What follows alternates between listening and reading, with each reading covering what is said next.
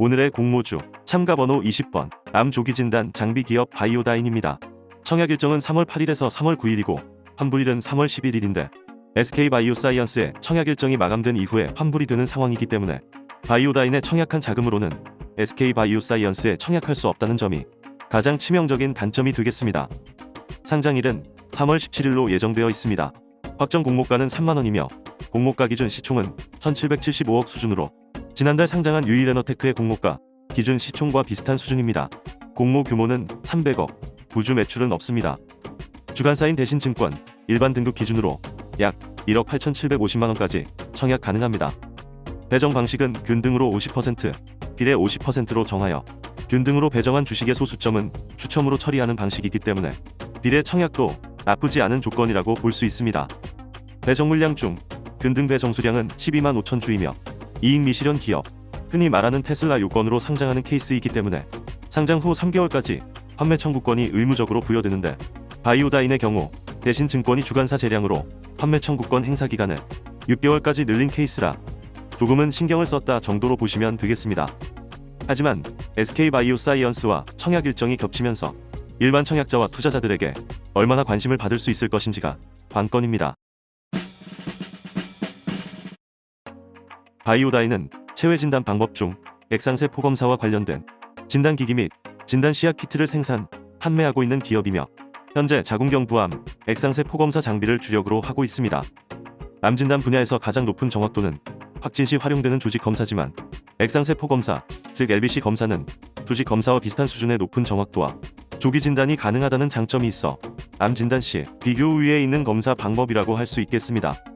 바이오다인은 블로잉 기술이라는 독자적인 기술을 바탕으로 글로벌 특허를 획득했으며 블로잉 기술은 압력을 이용하여 진단에 필요한 세포를 단층 형태로 균일하게 슬라이드해 박리 프린팅하는 방법이며 이는 세포에 변형이 없다는 장점 때문에 기존 방식보다 정확도가 높은 것으로 알려져 있습니다. 이러한 기술력을 바탕으로 액상세포 검사 시장에서 약 20년간 유지되어 오던 기존 방식의 단점을 개선했고 블로잉 기술을 높이 평가한 글로벌 빅파마가 바이오다인을 파트너사로 선정하여 바이오다인의 진단기기에 대한 독점 판매 계약을 체결했습니다. 이 계약을 체결한 글로벌 빅파마는 바이오다인의 블로잉 기술을 기반으로 하여 경쟁사인 A사와 C사가 과점하고 있는 액상세포 검사 시장에 진출하는 것이 목적이며 바이오다인 또한 15년 이상 장기 계약 및 최소 계약 기간의 확보, 최소 주문량 조항, 임의 해지 시 유사 사업, 영위 금지 조항, 임의 해지 시 사업 반환 조항 등을 계약서에 명시함으로써 지적재산권을 인정받는 결과가 있었습니다. 바이오다인은 기존에 개발한 장비가 글로벌 빅파마의 장비에서 바로 사용 가능하도록 호환성 시스템을 개발하여 글로벌 빅파마를 통한 시장 진출을 가속화하고 공모자금을 활용해 글로벌 해외 거점으로 선택한 태국의 생산 공장을 건설하여 글로벌 빅파마에 공급할 물량을 확대하고 협업에 유리한 환경을 조성하는 것이 성장 전략입니다. 결국 바이오다인의 성장 여부는 글로벌 빅파마의 손에 달렸다고 해도 과언이 아닌 상황입니다. 아직 계약 기밀 유지 때문에 특정 기업을 공개할 수는 없다고 하지만 글로벌 빅파마가 세계 최고 수준의 영업력과 판매망, 시장 지위를 보유하고 있다고 밝혀 바이오다인의 키다리 아저씨는 로슈, 화이자, 존슨앤존슨, 머크, 노바티스 등을 거론해볼 수도 있겠습니다. 삼성전자의 현재 시총이 490조이고 이들 글로벌 빅파마의 시총 수준이 200조에서 300조 수준이라고 보면 바이오 분야에서 삼성전자급 기업이 바이오다인과 장기 독점 판매 계약을 체결한 셈입니다. 하지만 현재까지 적자가 지속되고 있다는 점도 참고하셔야 할 것 같습니다. 2019년 실적은 매출 40억 수준, 영업손실 17억 수준이었으며 2020년 3분기까지의 실적은 매출 약 27억, 영업손실은 약 12억으로 2020년 실적은 2019년과 비슷한 수준일 것으로 예상하고 있습니다. 다만 글로벌 빅파마로부터 매출이 인식되는 2021년부터 실적 개선이 될 것으로 보이며 2021년 영업이익 추정치는 27억으로 흑자 전환이 예상된다는 점은 긍정적으로 볼 수 있겠습니다. 공모주 투자 관점에서는 주간사인 대신증권이 1년 전 제3자 배정 유상증자에 참여하여 취득한 전환상환우선주 83,330주가 주당 12,000원이라는 점이 신경 쓰입니다. 취득 금액은 10억 수준이라 미미하지만 상장 1개월 후부터 매도 가능하며 공모가 수준에서 매도한다면 1년 만에 15억 수준의 차익이 발생하는 셈이기 때문에 일반 투자자 입장에서는 씁쓸한 기분이 들 수 있는 내용입니다. 상장일 유통 가능 물량은 양호한 수준으로 보이나 유통 불가능 물량 중 한 가지 눈에 띄는 점은 국세청이 압류하고 있는 1.5%의 지분입니다. 투자 설명서 상에는 이에 대한 사유가 명시되지 않았는데 큰 문제점이라고 볼 수는 없겠지만 국세청 압류 자체가 납세에 대한 문제가 있었기 때문에 압류된 것으로 볼 수 있겠으며, 혹시 이전에 폐업 또는 파산한 기업을 인수했다면 압류 주식까지 승계했을 가능성도 있겠습니다. 이유를 떠나서 IPO 기업으로는 국세청 압류 주식이 있다는 것이 흔치 않은데 투자 설명서 상에 사유를 기재하지 않은 점이 궁금합니다. 공모주 오디션에서 심사위원장 역할을 맡고 있는 기관은 어떤 평가를 했는지 확인해 보겠습니다. 기관 경쟁률 1364대 1, 1455건의 참여 건수로 높은 수준의 경쟁률을 기록했습니다. 공모가는 밴드 상단에서 1,300원 초과한 3만원으로 3만원 이상으로 신청한 비율이 가격미제시 포함 98.4%로 압도적이었기 때문에 이번에도 공모가는 기관이 주도적으로 올린 셈이 되었습니다. 심사위원장인 기관은 이번에는 그러면 안 될 것 같은데 S급에 해당하는 평가를 내린 것으로 봐야겠습니다. 공모주 한 잔이 상장일 옥석을 가리기 위해 간단한 지표로 평가하는 방법인 옥석 진단에서는 총 6점이 나왔습니다. 의무 보유 확약 비율은 8.8% 수준으로 높은 경쟁률에 비해 낮은 수치입니다. 유통 가능 주식 비율은 29.2%로 이만하면 긍정적인 수준으로 봐야 할 것 같습니다. 장외 시세는 매도 호가와 매수 호가의 차이가 커 신뢰성이 떨어지나 다소 보수적으로 잡아 매도 매수 호가의 평균값은 37,000원 수준으로 공모가와 차이가 25% 이하인 점을 반영하여 1점을 부여합니다. 총점은 중위권에 해당하므로 평가 등급 B를 부여합니다. 다음은 공모가 적정 수준입니다. 보수적인 관점에서 연할인율을 5% 높인 30%로 적용하고 적용 PER은 비교 기업의 현재 기준 PER로 재계산한 결과 적용 PER인 22.76배에서 오히려 감소한 19.3배였습니다. 여기에 코스닥 상장사 평균 할인율인 23.5%를 적용하면 공모주 한 잔이 산정한 적정 공모가는 24,400원입니다. 공모가와 20%에 가까운 차이가 있기 때문에 적정 수준보다 높다고 판단하여 평가 등급 B를 부여합니다.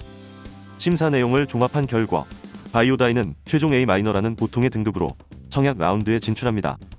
지금까지 A-의 등급은 모비릭스, 시엔투스 성진, 와이더 플래닛, G랩이었으며 이 중 모비릭스를 제외하면 상장일 주가 흐름이 썩 좋지 못했다는 점에서 상장일 기대하기보다는 적은 수익이라도 현실적인 목표가를 정하여 대응을 하는 것이 좋지 않을까 생각해봅니다. 구독자 여러분께서도 공모주 오디션에 심사위원으로 참여하고 계신데요. S와 A등급의 비율이 21%로 평가해 주셨는데 이 수준은 시엔투스 성진, 와이더 플래닛, 사이버원과 비슷합니다. 닉네임 신승호님은 SK바이오사이언스와 같이 청약하는 용기를 근등 청약으로 취하하신다며 그 용기의 대가는 근등으로 돌려받을 거라는 의미가 담긴 심사평을 남겨주셨습니다. 닉네임 이카로스님은 옆 동네 축제날인 거 뻔히 알면서 공모가를 꼭 올려야만 속이 후련했냐라고 하시며 제가 좋아하는 영화 해바라기의 오태식과 함께 명대사를 소환해 주셨습니다. 저는 여기에 하나 더 덧붙이겠습니다. 병준이 형 나가. 오늘도 심사평을 해주신 모든 분들께 감사의 말씀을 드립니다. 이번에는 바이오다인이 SK바이오사이언스 때문에 패싱당할 수 있어 걱정하고 계신 심사위원 분들에게 마지막으로 어필할 수 있는 개인기를 보여주겠다고 하는데요. 대여가 상장하는 축제 전날에 상장한 기업을 흉내내는 개인기라고 합니다. 바이오다인이 흉내내려는 종목은 바로 작년 9월 카카오게임즈 하루 전에 상장한 PNK 피부 임상 연구센터입니다. 이에 앞서 SK바이오팜 하루 전 상장했던 엠브레인은 공모 규모 100억 미만의 소형 공모주였고 상장일 따상 가격을 터치했기 때문에 흉내내는 것은 포기했습니다. 다른 업종임에도 PNK를 흉내내려는 이유는 기관 경쟁률, 공모 규모, 유통 가능 주식 비율, 공모가 대비 장외 시세 수준이 유사하며 여기에 국민적인 관심을 받았던 대여의 상장을 코앞에 둔 특수한 상황이라는 공통점이 있기 때문입니다. PNK는 상장일 공모가 대비 시초가가 53% 상승했고 종가는 46% 상승했습니다. 바이오다인이 PNK를 흉내낸다면 시초가는 45,900원, 종가는 43,800원이 됩니다. 다만 PNK의 경우 카카오게임즈와의 청약 일정이 겹쳐 투자자의 불만이 커지자 환불일을 하루 앞당기는 조치를 취해 일반 경쟁률이 1727대 1을 기록하여 일반 청약에서도 흥행에 대성공했습니다. 반면 바이오다인의 경우 SK바이오사이언스와의 청약적 거리두기에 실패함에 따라 일반 경쟁률은 매우 저조할 것으로 예상됩니다. 저는 일반 경쟁률을 통해 시장의 관심도를 미리 확인해 볼 수 있다고 판단하기 때문에 바이오다인은 상장일에 시장의 관심을 상대적으로 덜 받을 가능성이 있다고 생각합니다.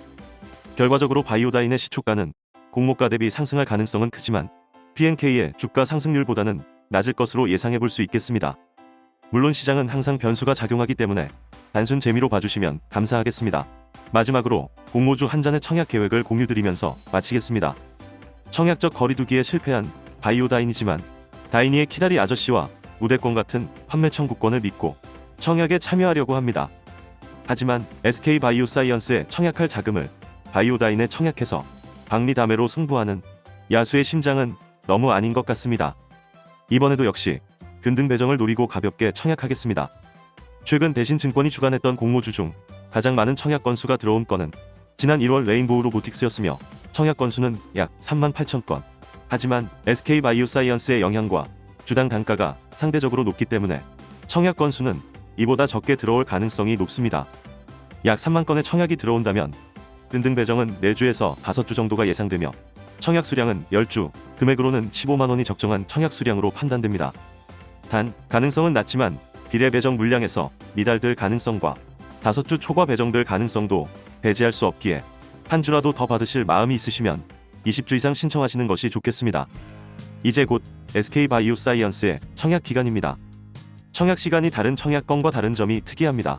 청약 시간은 오전 10시부터 오후 4시로 정해졌으니 아침부터 기다리시면 안 되겠습니다. 현재 일부 증권사에서 근등 배정 방식을 공개하고 있습니다. 한국투자증권, SK증권이 근등 물량을 50%로 한정하고 소수점 주식은 추첨 배정하는 방식으로 확정 공지했고 삼성증권 또한 공지 내용에 근등 배정 물량을 2분의 1로 한정하는 내용이 포함되어 있습니다. 나머지 3곳은 아직 공지 내용이 없지만 근등 배정 방식은 인수회사 간 동일하게 적용해야 하는 규정이 있기 때문에 6곳 증권사 모두 근등 물량을 50%로 한정하는 방식으로 합의가 된 것이 아닌지 추정해 볼 수 있겠습니다.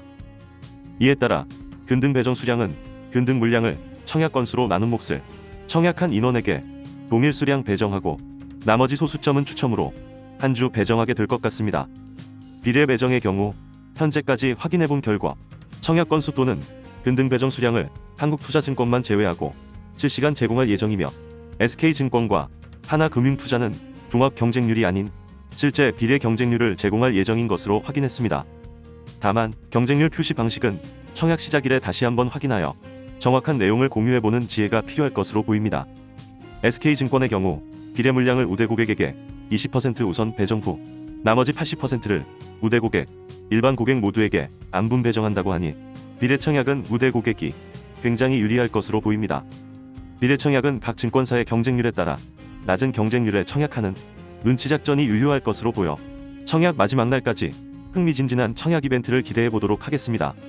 이것은 저의 의견일 뿐 투자의 판단과 책임은 투자자 본인에게 있다는 것 잊으시면 안 됩니다. 이상 오늘도 공모주 한 잔이었습니다. 감사합니다.